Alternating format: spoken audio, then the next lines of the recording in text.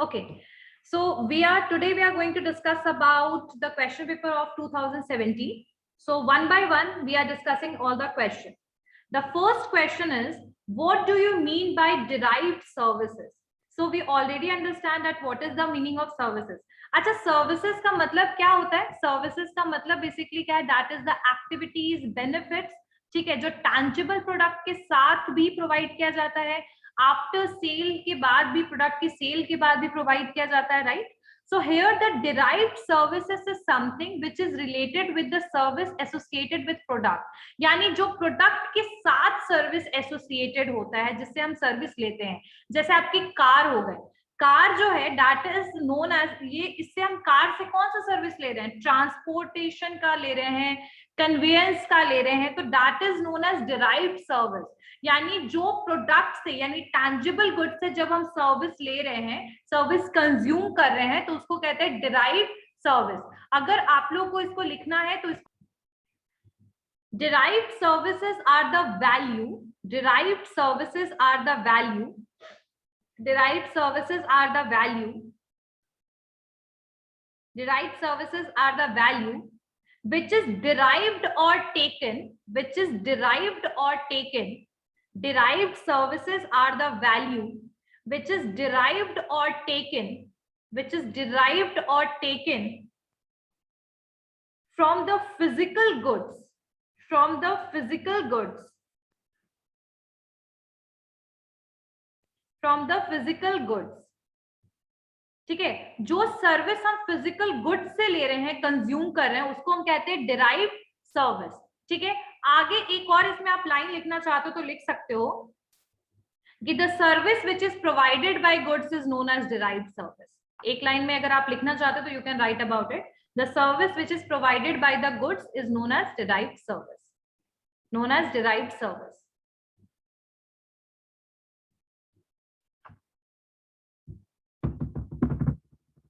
ठीक है, जैसे आपका ओला वगैरह हो गया, प्रोडक्ट से ही तो हम सर्विस ले रहे हैं ना, ठीक है? फिर आपका और भी चीजें हो सकती हैं, जैसे एटीएम हो गया, आपका एटीएम से तो हम पैसा निकालने का सर्विस ले रहे हैं ना, सो वो वैसे बेसिकली बोल सकते हैं प्रोडक्ट्स जिससे हम सर्विस को डिराइव कर रहे हैं, कंज्यूम कर रहे हैं, तो that is known as derived service. What is the meaning of service? What is the meaning of derived service? What is the meaning of service marketing? ये 3-4 क्वेश्चन एकदम क्लियर रखना, 1 या 2 नंबर वाले क्वेश्चन में जरूर पूछे जा सकते हैं। Next question, next, yes Akshay, तो इसमें फिजिकल गुड्स हो या फिर टैंजिबल जो चीजें हैं, वो सारी चीजें इसमें आ सकती हैं आपकी, ठीक है? Next question, what do you understand by perishability of service? What do you understand by perishability of service? अच्छा, तुम लोग में से एक बात मुझे बताओ कि next question, perishability, what is the meaning of perishability? See, we can store this mobile phone, like for example, अगर कोई particular shopkeeper है, उसने 50 मॉडल मंगवाए किसी फोन का, they can easily able to store it. If it is not able to sell for 2 days, 5 days, 10 days, 10 months, so they can sell it after that, ठीक है? So product can be stored and it can be sold, right? But we cannot do the same thing with the आपका service, ठीक है? We cannot store it because the service provider जो है at the time service देता है और at the time the service taker or consumer are consuming it. So we cannot store it for the further use or for the future use. So perishability का मतलब क्या हुआ basically यहाँ पर? What is the meaning of perishability? That we cannot able to store the services as the service will be basically given by the service provider and the service will be taken by the service taker or consumer simultaneously. Clear हो गई बात? तो दोनों question clear हो गया। Third question, what are the basis for classification of services? What are the basis? क्या क्या basis है?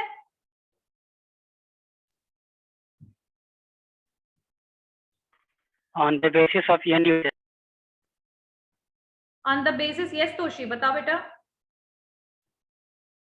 On the basis of end users, on the basis of expertise, on the basis of people, on the basis of tangibility, on the basis of profit. So end user के लिए मैंने 3 बताया था, industrial end user, individual end user and business to business end user, right. और next जो था आपका on the basis of people, low contact and high contact, right. And on the basis of expertise की बात करें, professionals and non professionals, on the basis of profit, commercial and non commercial. और एक और था ऑन द बेसिस ऑफ टैंजिबिलिटी, यानी कि continuum, product and service continuum. अच्छा, प्रोडक्ट एंड सर्विस कॉन्टिनम मुझे एक बार तुम लोग को फिर से बताना है, ये चीज याद रखिएगा कि टैंजिबिलिटी की अगर हम बेसिस पे बात करें तो ये चीज, एक मिनट,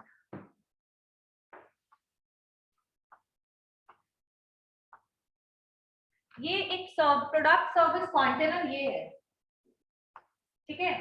अब प्रोडक्ट सर्विस कॉन्टिनम में यहाँ मोस्ट गुड्स है, यहाँ पर मोस्ट सर्विसेज है, और यहाँ मिडिल में आपके वो दोनों चीजें आएंगी जो मोस्ट सर्विस और मोस्ट गुड में नहीं आती। तो यहाँ पर इसको ना बेसिकली हम कह सकते हैं ये सर्च क्वालिटीज है, यानी कि जो मोस्ट गुड्स होंगे, जैसे आपके चेयर, फर्नीचर। अच्छा, फर्नीचर जो है, चेयर, फर्नीचर, ये सारे टैंजिबल गुड्स में आएंगे and we can easily evaluate it, यानी इसको हम इजिली सर्च कर सकते हैं, right. So all these things comes under the search qualities. Clear हो रही है बात सबको, एवरीवन? समझ में आ रहा है सबको? ठीक है, तो ये सारी सर्च क्वालिटीज में आएंगी। यहाँ पर आपका आ जाएगा वेकेशन, हेयर कट, रेस्टोरेंट, ये जितनी भी चीजें आएंगी ये आपकी एक्सपीरियंस क्वालिटीज में आएंगी। एक्सपीरियंस क्वालिटीज का मतलब क्या है कि we can not able to analyse these services और goods without taking it, so it will come under the experience quality. Like if someone said that we are going to visit to Andaman, बहुत अच्छा जगह है, बहुत beautiful place है, maybe you will take all those information, but जब तक आप खुद एक्सपीरियंस नहीं करोगे you can not evaluate the services and goods which is provided in Andaman, right. So it will come under the this experience quality and the most services will come under the credence quality. Credence qualities का मतलब क्या होता है कि like these most services are very much difficult to analyze, but we are going to take the service according to the trust. Like trust के basis पे हम most services में आपका क्या आ जाएगा, टीचिंग आ जाएगा, काउंसलिंग आ जाएगा, कंसल्टेंसी आ जाएगा। तो ये सारी चीजें आपके most services में आएंगे। most good में आपके जो भी tangible goods हैं, और मिडिल में आ जाएगा वेकेशन, हेयर कट, रेस्टोरेंट, ये सारी चीजें, फिर कैब सर्विस, ये सारे आपके मिडिल में आ जाएगा। क्लियर हो गई बात? तो इसको हम कहते हैं प्रोडक्ट एंड सर्विस कॉन्टिनम, ठीक है। और इसके अलावा मैंने आप लोगों को टैंजिबिलिटी में भी 3 पॉइंट बताया था, 3 बेसिस बताया था। कौन कौन से बेसिस थे तोशी? कौन कौन से बेसिस थे बेटा? Highly tangible service link to tangible goods और हाईली इनटैंजिबल। एग्जैक्टली। सो जो आपका प्रोडक्ट होगा सबसे पहला, जो फर्स्ट वाला है हाईली टैंजिबल, ठीक है। सो हाईली टैंजिबल में आपका कौन कौन सा आएगा, जैसे आपकी कैब की सर्विसेज वगैरह, that will comes under the highly tangible service, यानी जो पूरा का पूरा सर्विस आपके टैंजिबल गुड्स पे डिपेंडेंट है, ठीक है। टैंजिबल गुड्स पे जो टोटली डिपेंडेंट है, that is known as the highly tangible service, यानी टैंजिबल गुड्स से सर्विस ले रहे हैं। जो भी मैंने डिराइव्ड सर्विस बताया ना, काइंड ऑफ वही है, सेम। सेकेंड जो पॉइंट था वो क्या है, that is product linked with the, मतलब service linked with the product. तो सर्विस जो है वो प्रोडक्ट के साथ लिंक्ड है, जैसे कि आपके after sale service, like AC के साथ repair is linked, like AC के साथ repair is linked, either the marketer is giving it for free और फॉर सर्टेन पीरियड, लाइक 2 साल के लिए, 3 साल के लिए, 1 साल के लिए वारंटी गारंटी, या तो फिर इंडिपेंडेंटली आपको उससे के लिए सर्विस लेना पड़ेगा once that product will damage और डिट्रॉइट या खराब हो जाना, कुछ भी होगा तब। तो that will comes under the product linked to the service linked to the product या product linked to the services. Next है the highly intangible, जैसा आपका टीचिंग, काउंसलिंग एंड ऑल। एक और क्वेश्चन है जिसमें बच्चों ने बहुत ज्यादा मिस्टेक किया है, लाइक प्योर सर्विस जैसा कोई चीज नहीं होता। ये आंसर में सब बच्चों ने टीचिंग लिख दिया है, किसी ने काउंसलिंग लिख दिया है। प्लीज द आंसर जो है, जो आंसर होगा वो आपका होगा कि प्योर सर्विस की तरह कुछ भी एग्जिस्ट नहीं करता है। प्योर सर्विस के तरह आपका कोई भी सर्विस एग्जिस्ट नहीं करता. Even teaching is not a extreme pure service, but the core is core जो है वो है आपका टीचिंग. लेकिन आप उसमें आपको बुक्स मिलते हैं, उसमें आपको नोटबुक्स मिलते हैं, उसमें आपको मतलब ड्रेस मिलता है, यूनिफॉर्म मिलता है. तो we can say that pure service के जैसा कुछ भी नहीं है. ठीक है. एक और क्वेश्चन है जो मैं सबसे पूछना चाहूंगी इस यहाँ पर क्लास में, सबसे इसका आंसर पूछना चाहूंगी. तोशी आपके पास क्वेश्चन है. The question is Parasuraman model proposes the 5 dimensions that contribute to service quality, tangibles, reliability, assurance, responsiveness, empathy. What is this model called? क्या इस मॉडल को कहते हैं? एवरीवन जरा बताइए आंसर क्या है इसका. सर्व क्वेल. क्या होगा? सर्व quail. The answer is ServQuel, and the students wrote TRAARE, trade. परशुरमन ने सिर्फ एक ही मॉडल दिया था, उस मॉडल का नाम है आपका ServQuel, सर्विस क्वालिटी, और जिसके अंडर में आता है आपका रैटर. समझ में आ रही है बात सबको? So please remember this word. ServQuel service quality model is given by Parshuraman and Jetimal in 1985, not 1991. Okay. So what are the basis of classification of services? I guess clear हो गया सबको. Third question. Fourth one is define service positioning. Service positioning. So before understanding this term, service positioning, what is the meaning of positioning? Just think. एक बार इसको लिख लेते हैं. So मैंने आप लोग को एक मॉडल कराया था. देखो हर साल एक क्वेश्चन में STP मॉडल से क्वेश्चन आए हुए हैं. So STP मॉडल तो हम लोगों ने सेगमेंटेशन कर लिया है. सेगमेंटेशन, टारगेटिंग एंड पोजिशनिंग में एक बार शॉर्टकट में आप लोगों को बता देती हूँ, बिकॉज हर साल एक क्वेश्चन सेगमेंटेशन से आया है. ठीक है. So the STP model, STP model, what is the meaning of S? S means segmentation, T means targeting and P means positioning. Here the segmentation is something like how we are going to divide the market. Market को कैसे divide करें कि we are able to provide the proper goods and services to the consumer. So इस चीज को देखते हुए आपका किस चीज का काम है? सेगमेंटेशन करते हैं. So segmentation is done with the 4 variables. 4 variables हम देखते हैं सेगमेंटेशन में, और वो चारों वेरिएबल कौन कौन से हैं? चारों वेरिएबल क्या है सेगमेंटेशन के? The first one is geographic. Here we are segmenting the market or dividing the market according to the geographic factors. What are those geographic factors? कौन कौन से? जैसे आपका रीजन हो गया, स्टेट हो गया, फिर आपका जोन हो गया, कंट्रीज हो गया, अर्बन एरियाज, रूरल एरियाज. तो all these things comes under the geographic variable. Geographic, right? Here in the segmentation, we all know that whatever service we are providing, we are not sure that it is enough for every consumer. हर एक consumer को वो service चाहिए या हर एक कोई आपका potential consumer है, ये जरूरी नहीं है. तो इसीलिए हम सेगमेंटेशन करते हैं to convert the heterogeneous market into the homogeneous market. What is the meaning of heterogeneous market? Heterogeneous यानी that is a diversified people are there in the market. So diversification को देखते हुए हम सब लोगों को सारे सर्विस प्रोवाइड करें, ऐसा नहीं पॉसिबल है.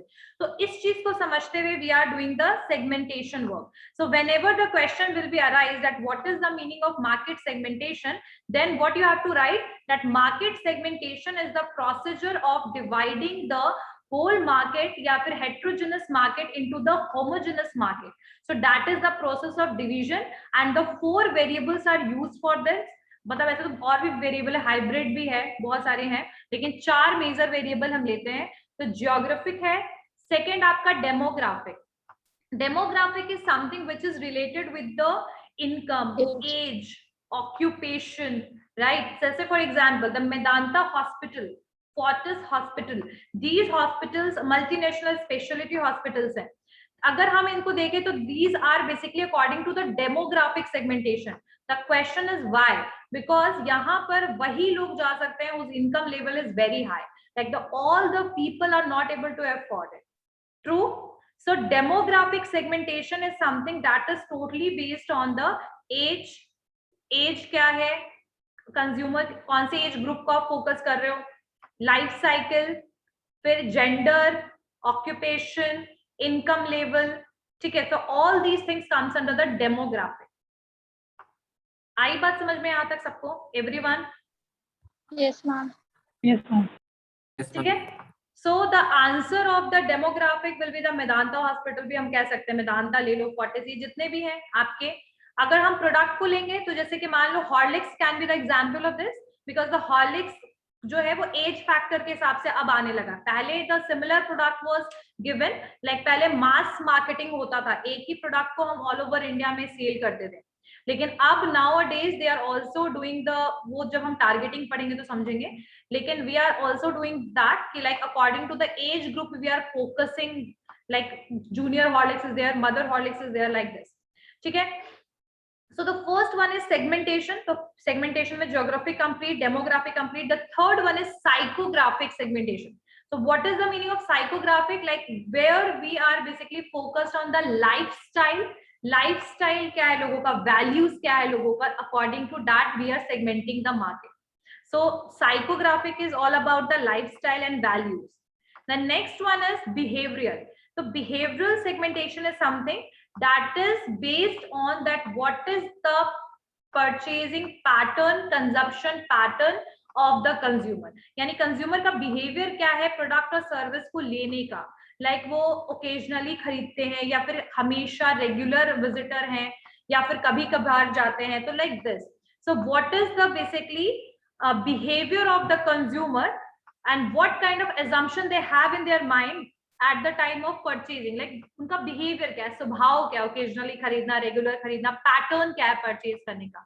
पैटर्न का मतलब क्या होता है, जैसे कि if two person have 1 lakh rupees, that how they are spending their amount, that is known as pattern of purchasing, और कौन कौन से प्रोडक्ट को पहले प्रायोरिटी आप दे रहे हो, so that will comes under the behavioral. So question मुझे लगता है कि they can ask from STP, तो first अगर segmentation पे आएगा तो you have to write about this, ठीक है। Next is targeting. Once you done with the segmentation, आपने मार्केट को सेगमेंट कर लिया, now you have to target the market. Like target market को करना, ये तोशी मैंने पहले करवाया है इसे बेटा? मैम आप लिखाई थी बस market segmentation. Okay, so the next point is targeting. So when the question is arise that what is the meaning of market targeting या target marketing, if the question will be arise like this, then just remember that target marketing, once you are done with the segmentation, then after that अब आपको पूरे market को target करना है या सिर्फ इस सेगमेंट को टारगेट करना है या दो को करना है या फिर इस सेगमेंट के भी अंडर में सेगमेंट, मतलब इसके अंडर में भी आपको फोकस करना है या फिर कुछ छोटे से एरिया को, लोकल एरियाज को अगर आपको फोकस करना है, इसको कहते हैं टारगेट मार्केट। तो target marketing is something which is related with the selection, यानी कि how you are going to select the market from the market segmentation, या पूरा मार्केट को ही आप लेना चाह रहे हो या फिर सिर्फ आप एक सेगमेंट को लेना चाह रहे हो, मतलब लेना चाह रहे हो मतलब प्रोडक्ट प्रोवाइड या प्रोडक्ट या सर्विस देना चाह रहे हो, तो दिस इज नोन एज, इसको हम कहते हैं आपको target marketing. So target marketing में ना 4 लेवल है, 4 levels are there in the target marketing. तो फर्स्ट वन जो लेवल है, फर्स्ट को हम कहते हैं मास मार्केटिंग या फिर इसको हम कहते हैं अनडिफरेंशिएटेड मार्केटिंग। मास मार्केटिंग और अनडिफरेंशिएटेड मार्केटिंग का मतलब क्या है कि यहाँ पर बेसिकली आप पूरे के पूरे मार्केट को कवर करने की कोशिश करोगे। Here you want to cover whole market, पूरे मार्केट को आप कवर करोगे और सिमिलर प्रोडक्ट और सर्विस सबको प्रोवाइड करोगे। जैसे अगर आप टिकट को देख लो तो टिकट जो आपका यहाँ ऑल ओवर इंडिया में सेम तरीका और प्रोसेस है टिकट का लेने का, है ना। So in this case the mass marketing का मतलब है here we are segmenting, या here we are choosing the whole market, we just forget about the segmented market, मतलब मार्केट segmented भी है इसके बारे में भी हम भूल जाएंगे and we will focus on whole market. And earlier the Coca-Cola was using the same approach, like they are providing the same drink in all over the India as well as in the another country.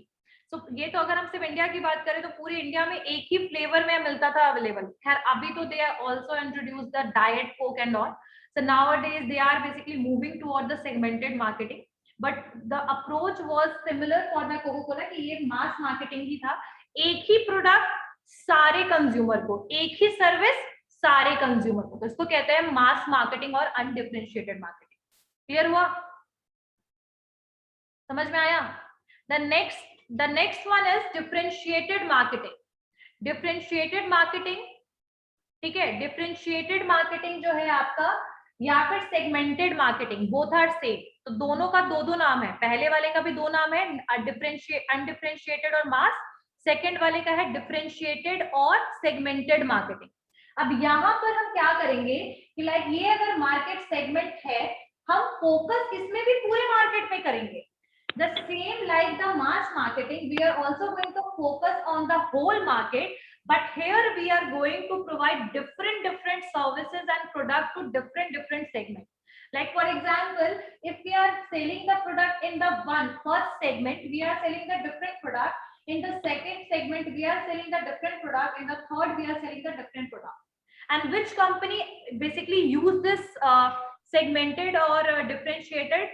सबसे अच्छा example है आपका ITC, HUL, ये सारे जो भी companies है ना, they use the differentiated marketing. That's why we are getting variety of the product. एक ही HUL को उठाइए ना, उसमें तो 10 तरीके के स्कोप अवेलेबल है ना, अलग अलग कॉस्ट के, अलग अलग प्राइस के, अलग अलग क्वालिटीज के, है ना। अब जैसे फॉर एग्जाम्पल अगर किसी पर्टिकुलर 4 लोग हैं, they want to purchase a toothpaste, maybe the first one is going to purchase the herbal, the second one is going to purchase the Sensodyne, the third one is Pepsodent, fourth one is Colgate, right?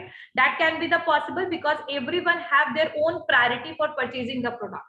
So here in the segmented marketing में क्या होगा कि the company is going to basically provide different product and different services in the different segments. आगे बात समझ में clear हुआ? Yes, ma'am. Yes, ma'am. Next one, yes Toshi, क्या था ना कि हम सिमिलैरिटी ढूंढ लेंगे, जैसे सेगमेंट मास मार्केटिंग में एक ही प्रोडक्ट से सबको सेल कर रहे हैं ना, तो इजिली सेल भी हो रहा है।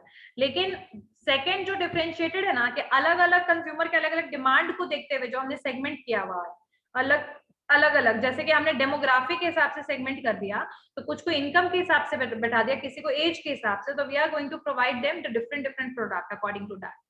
क्लियर हो गया ना? Product and services both. Next question, the third one is niche marketing. What is the meaning of niche marketing? Scheming, what is the spelling of scheming in the pricing strategies? I'm asking, what is the spelling of scheming? Anyone?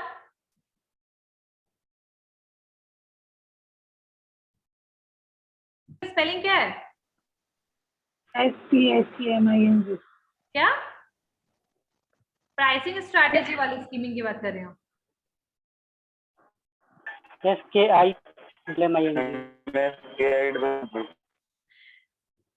Congratulations to next question, next point. So what is the niche marketing? When we selecting only one segment in the whole market, ये जितने भी market हैं, जब हम सिर्फ एक या फिर एक दो या मतलब कुछ लिमिटेड या फिर कुछ बोल सकते हैं ना, एक दो सेगमेंटेड मार्केट को जब हम फोकस करते हैं, तो उसको हम कहते हैं बेसिकली नीश मार्केटिंग। सो नीश मार्केटिंग जो है बेसिकली ये कौन सी कंपनीज करती हैं जिनके पास फाइनेंशियल रिसोर्सेज हाई नहीं होते हैं। Because for the mass marketing we need a lot of money, because we want to expand our business, we want to sell our product in whole country, but for that we need the financial resources. Even in the differentiated marketing we need a lot of money as comparison to mass marketing, because we are offering different services and product for the different consumers. But in the niche marketing, if the company is not as such financially stable, बहुत अच्छी नहीं है, strong नहीं है company, और नई company है, तो they can choose this niche marketing approach. ठीक है, यहाँ पर कुछ एग्जाम्पल हो जाएगा, जैसे सोनाटा वगैरह जो है, टाइटन जो है, उनके कुछ अलग अलग बहुत सारे प्रोडक्ट्स हैं। तो फास्ट ट्रैक जो है ना, that is also the example of niche marketing. खैर टाइटन तो बहुत रेपुटेटेड और बोल सकते हैं वेल्दी कंपनी है, but still they are using the niche marketing. Why? Because they are only selecting fast track जो उनका वॉच है ना, that is only for youth. तो एक एज ग्रुप को उन्होंने बस फोकस किया हुआ है. They are not selling this product for everyone, but they are selling the product only to youth. तो faster can be the example of the niche marketing. Next one is the micro marketing. Micro और local individual, ये तीनों marketing same है. Local, individual और micro, these all three are same. Clear हो रहा है सबको? Micro, individual and local marketing. जब हम किसी मार्केट के मतलब किसी सेगमेंटेड मार्केट के विद इन या फिर हम किसी लोकल एरिया में जब प्रोडक्ट को सेल करते हैं तो उसको कहते हैं माइक्रो मार्केटिंग.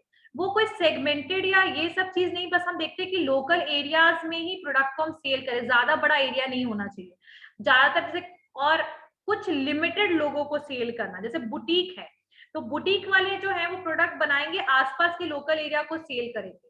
ठीक है. कस्टमाइज कार की कुछ कंपनी है, कार को कस्टमाइज करवाएंगे और कुछ ही लोगों को बेचेंगे. So these all are the examples of the micro marketing. When we are basically focusing market within the segmented और नीश मार्केट. जब नीश मार्केट के भी विद इन जब हम सेगमेंट करेंगे ना मार्केट को, तो उसको हम कहते हैं आपके माइक्रो और नीश, माइक्रो और इंडिविजुअल मार्केटिंग. ठीक है. तो ये आपके थे टारगेट मार्केटिंग के लेवल्स. नेक्स्ट है पोजिशनिंग. यस अक्षय. मार्केटिंग बेटा जब हम एक या दो सेगमेंट को चूज करते हैं ना, पूरे सेगमेंट कर लिया, मान लो 20-25 सेगमेंटेड मार्केट है, उसमें से एक या दो सेगमेंट को जब हम चूज करके प्रोडक्ट प्रोवाइड करते हैं तो उसको कहते हैं नीश मार्केटिंग. क्लियर हो गया? बाकी इसके अगर रिटिंग. Yes ma'am. ठीक है. अब नेक्स्ट है पोजिशनिंग. अच्छा, तुम लोग में से कितने लोगों ने सुना है डर के आगे जीत है? डर के आगे जीत है, टाटा नमक, देश का नमक. सुन रहे हो ये सारी चीजें? टाटा नमक, देश का नमक, भरोसा अपनों का, LIC, ये सब जो जितने भी स्टेटमेंट्स आती हैं ये सारे के सारे पार्ट्स हैं आपके पोजिशनिंग का. See, once you segmented the marketing, once you available all the products or services in the market, but now the question arises that how the consumer is going to persuade, how we are going to influence the customer, how we can make the product sell in the market, service को product को कैसे market में sell करें. So for that purpose, what we are doing? So that for that purpose, what we are doing basically? For that we are making some statements और हम कुछ persuade करने की कोशिश करेंगे, influence करने की कोशिश करेंगे customers को. अब influence करने के लिए हम क्या क्या attributes को use कर सकते हैं, जैसे product का या service का price कम कर देना, discount देना, ये सब methods को हम use करेंगे customer को persuade करने के लिए. चलो लिखो इसमें, positioning में लिखो.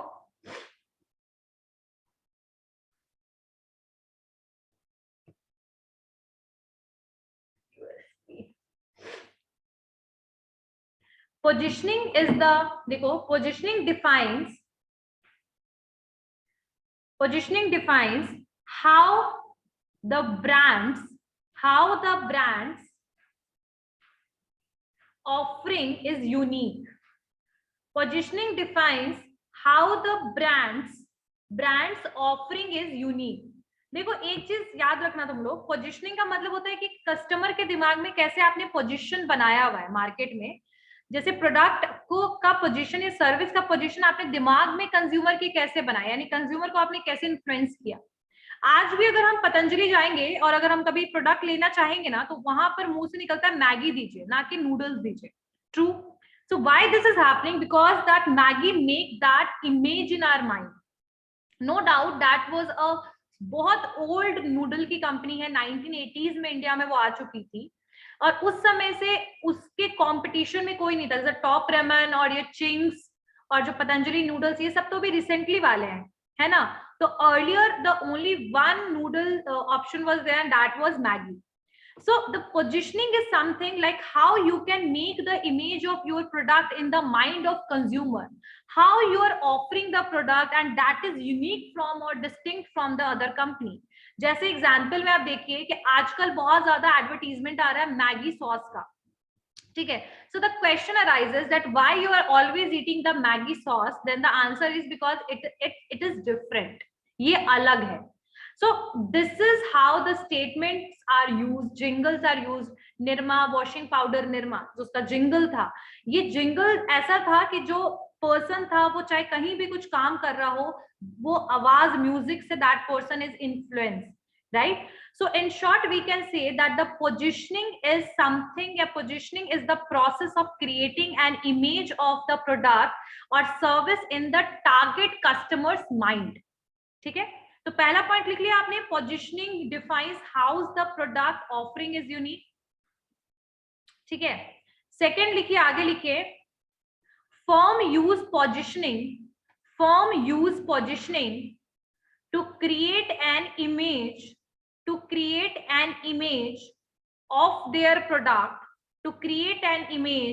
ऑफ देयर प्रोडक्ट, और services of their product or services in their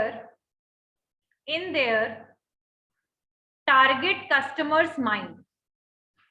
target customer वही कस्टमर होते हैं जिनको हम प्रोडक्ट बेसिकली ऑफर कर रहे होते हैं या जिनके लिए वो प्रोडक्ट होता है.